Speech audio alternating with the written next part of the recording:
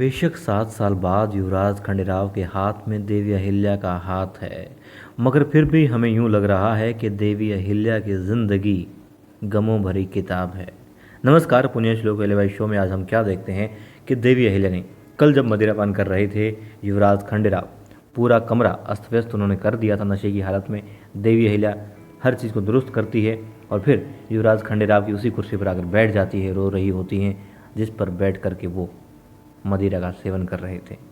और अब देखिए, देवी अहिल्या बिस्तर पर होती हैं, युवराज खंडेराव भी चैन की नींद सो रहे होते हैं।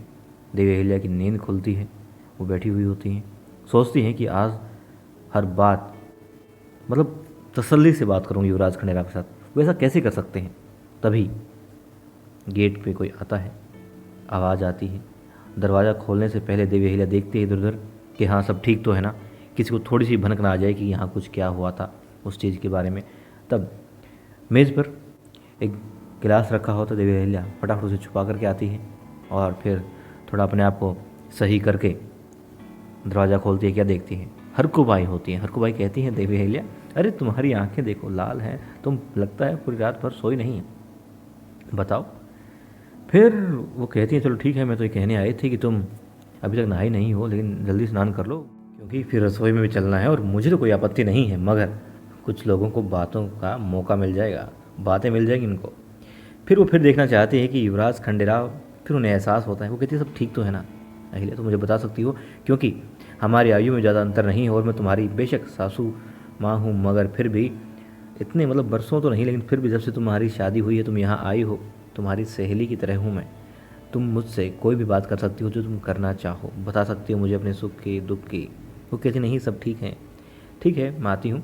और देवी अहिल्या जैसे ही बाहर निकलती हैं, हरकुबाई जिस तरीके से देवी अहिल्या ने दरवाजे को बंद किया और फिर दरवाजे पर ही पीठ लगा करके वो मुंह नहीं खोलती मगर सिसकियों से जो आहट थी वो समझ चुकी होती है, बल्कि आहट तो दरवाज़ा बंद जिस तरीके से हुआ, हरकुबाई उसी से समझ गई कि हाँ कक्ष में सब ठीक नहीं है। देवी अहिल्या की जो ये रात है वो चैन की रात नहीं थी, कुछ ऐसा हुआ है जो नहीं होना चाहिए था। अब दिखाते हैं दरबार के लिए तैयार हो रहे होते हैं मल्हार राव सूबेदार जी, और कक्ष में कौन आता है उनके आती है कक्ष में द्वारकाबाई साहेब। और जिस तरीके से वो आती हैं बहुत खुशी होती है उनके चेहरे पर, और खुशी ला देती हैं द्वारकाबाई साहेब अपने पति सूबेदार मल्हार राव होलकर सरकार के चेहरे पर भी। वो कहती हैं कि आप इतनी जल्दी तैयार हो गई, दरबार जाना है क्या? दरबार में तो बहुत वक्त है। वो कहते हैं नहीं, आज जो है परीक्षित की परीक्षा का दिन है और हम शस्त्रशाला में जा रहे हैं।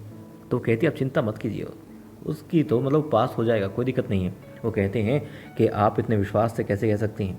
तब वो कहती हैं क्योंकि मैंने देखा है कि गुन्नू जी हमारे जावेद साहब ने जिम्मा ले रखा है, वो उसको सिखा रहे हैं, तैयार कर रहे हैं परीक्षा के लिए। वो कहते हैं वो क्यों कर रहे हैं? वो कहते हैं देखिए हम सब की तरह वो भी अच्छे से समझते हैं, बेशक आप जताते नहीं हो मगर फिर भी समझ जाते हैं कि कितना दुख है आपको, और यदि खंडेराव का ये दोस्त है ये हार गया और जीत गया तो आपके रिश्तों पे दूरी, आपके और खंडेराव के रिश्तों में दूरी और नज़दीकी का असर इस पर पड़ेगा। इसीलिए वो चाहता है कि वो हारे ना और आपकी दूरी ना बढ़े खंडेराव से। यदि वो जीत जाता है, परीक्षित जीत जाता है, तो गुन्नू जी अच्छे से समझते हैं कि आप और युवराज खंडेराव नज़दीक आ सकते हैं, आपका रिश्ता और अच्छा हो सकता है। तो वो कहते हैं कमाल की बात है ना, हमारे जावेद साहब हमारे बारे में इतना सोचते हैं और हमने कभी कहा भी नहीं, उन्होंने भी नहीं जताया है। वो कहती हैं यही तो खासियत है उनकी, वो जताते नहीं हैं, बस अपने परिवार के लिए काम करते रहते हैं। वो हर वक्त यही सोचते हैं बस कैसे भला हो परिवार का, लगे रहते हैं अपने काम में, बस अपने काम में लगे रहते हैं। बहुत अच्छे हैं हमारे जावेद साहब, बहुत तारीफ़ करती हैं द्वारकाबाई साहब उनकी और खुश हो जाते हैं सूबेदार जी मल्हार राव होलकर सरकार। तभी कक्ष में कौन आता है? जी हाँ, तुको जी आते हैं। और देखिए जिस वक्त वो कक्ष में आते हैं उस वक्त कंधे पर हाथ होता है सूबेदार जी का द्वारकाबाई साहब के, और वो कहते हैं नमस्कार सूबेदार जी, नमस्कार रानी जी। और तब हिचकिचा जाते हैं थोड़ी द्वारकाबाई साहब, और फिर वो कहते हैं कि माफ़ कीजिएगा क्योंकि जो उसकी परीक्षित की परीक्षा है उसका समय आ गया है और सारी तैयारियां हो चुकी हैं, आप आ जाइए। ठीक है, तभी आ जाते हैं गंगूबा तात्या।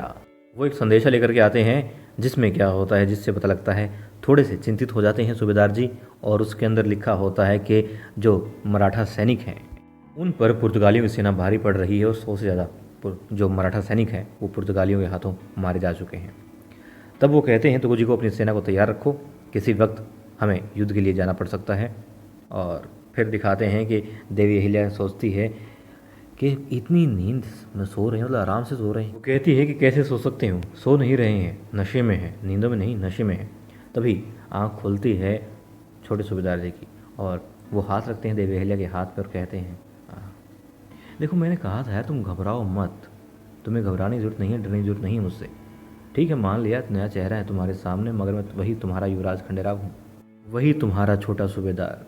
फिर वो कहती है कि आप बदल चुके हैं और मुझे सिर्फ ये बताइए। तो कहते क्या हुआ ऐसा, क्या हुआ? वो कह रही है कि यार तुम मतलब आप इस तरीके से कैसे बिहेव कर रहे हैं कि जैसे कुछ हुआ ही नहीं है रात को। कहते क्या हुआ, ऐसा क्या हुआ?